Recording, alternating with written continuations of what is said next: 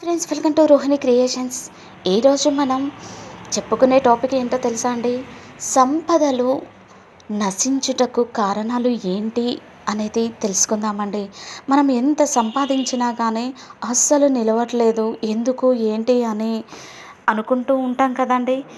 దానికి కొన్ని కారణాలు ఉన్నాయండి. అవి ఏంటి అంటే, పసుపు కుంకుమలు రాసిన గుమ్మంపై కాలు మోపి గృహంలోకి అడుగు పెట్టడం వల్ల సంపదలు నశిస్తాయండి.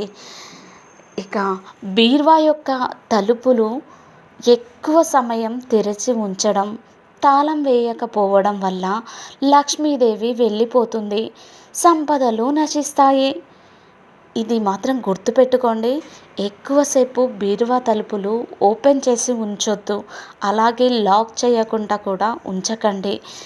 ఇక మాసిన విడిచిన బట్టలు బీరువాలో భద్రపరిచి ఉంచుట వలన సంపదలు తగ్గుముఖం పడతాయి. మీరు అనుకుంటారు కదండి, ఎవరైనా మాసిన బట్టలు విడిచిన బట్టలు బీరువాలో పెట్టుకుంటారా అని. ఒక్కసారి గుర్తు చేసుకోండి. మన పట్టు చీరలు ఉంటాయి కదండి, ఎప్పుడు మాత్రం డ్రై వాష్కి ప్రతిసారి ఇవ్వం కదా. ఈసారి ఒక 2-3 టైమ్స్ అయినా కట్టుకున్నాక డ్రై క్లీనింగ్కి ఇస్తాం కదా. అలా అంటే అవి విడిచిన బట్టలే కదండి, మాసిన బట్టలే కదా.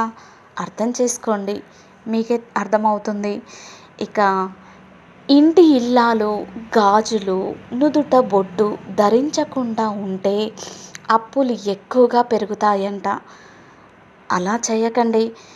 పర్వదినమున ఎందు గడపకు అంటే పండగలకు గడపకు పసుపు, గుమ్మానికి తోరణాలు కట్టకుండా ఉండడం వల్ల లక్ష్మీ కటాక్షం నశించి ఖర్చులు పెరుగుతాయి.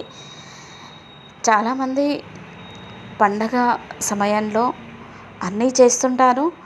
గుమ్మానికి తోరణాలు కట్టడం కొంతమంది కట్టరండి. అందుకోసమే చెప్తున్నాను, అర్థం చేసుకోండి.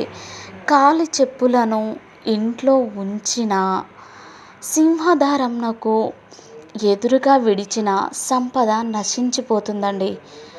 డైరెక్ట్గా గుమ్మం ముందే కొంతమంది విప్పుతూ ఉంటారు. అలా విప్పకండి.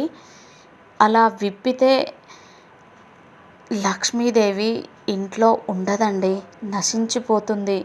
సంపద అంతా నశించిపోతుంది. డబ్బు మన చేతిలో నిలవాలి అంటే ముఖ్యంగా పాటించవలసిన చిట్కాలు ఏంటి అనేది ఇప్పుడు ఇంకొన్ని తెలుసుకుందాము.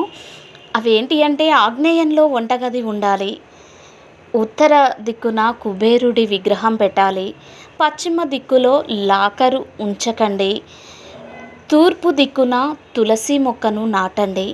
అయితే పశ్చిమాన మొక్కలు లేకుండా చూడాలి. వాయువ్యంలో ఒక జత తెల్ల గుర్రాల బొమ్మలు పెట్టవచ్చు. పడమర ఉత్తర దిక్కులో బాత్రూము ఉండకూడదు. Thank you for watching. ఇలాంటి వీడియోస్ ఇంకా కావాలి అంటే ఈ ఛానల్ని లైక్ చేయండి, షేర్ చేయండి, సబ్స్క్రైబ్ చేయండి.